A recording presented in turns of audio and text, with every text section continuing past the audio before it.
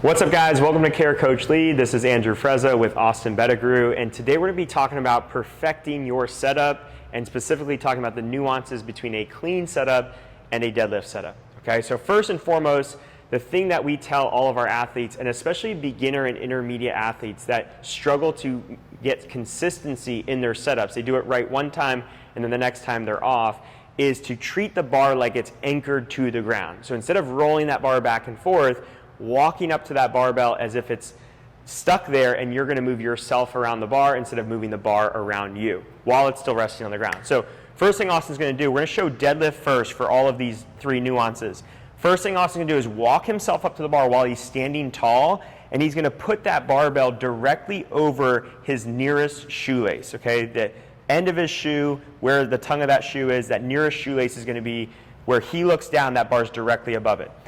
If he was doing a clean setup, he would be further back and that bar would be directly over his furthest shoelace, okay? So it's a several inch difference between that starting position, but in both positions, which we'll get to in a second, you're gonna see that his shins are still going to meet the bar, okay? So let's go back to that deadlift original position, and then let's go into your actual setup here, Austin.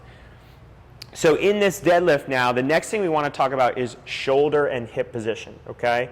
So in this deadlift setup, we still want to have the hips below the shoulders, but barely, okay? So hips are just slightly below the shoulders. There's a little bit of play there, so drop your hips like a ½ an inch. All right, so I would still consider this a deadlift setup for Austin, but that hips are slightly above the knees and the shoulders are like almost even with the hips, but slightly above them.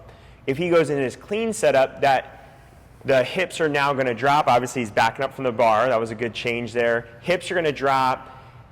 His shoulders are now going to be above the bar instead of in front of the bar where they were before, maybe slightly in front, depending on the person, but not nearly as in front as they were prior.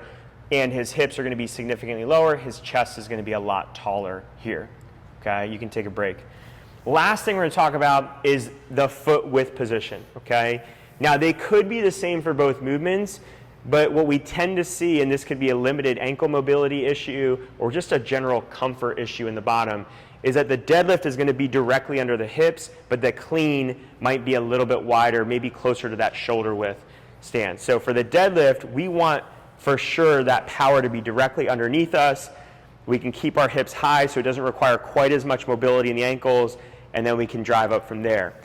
In the clean, we might adopt a slightly wider stance just so we have enough space in the hips to get that butt down and then feel more comfortable in that setup position, okay? So three little nuances that you can look for in your athletes, and I would really encourage you to explain this to them. Explain the differences between these two setups, what this allows us to do, okay? And to give you guys a quick brief, that deadlift setup allows us to keep that bar really close to our body. It allows us to load up the hamstrings and butt, that posterior chain, so we can really effectively use that backside.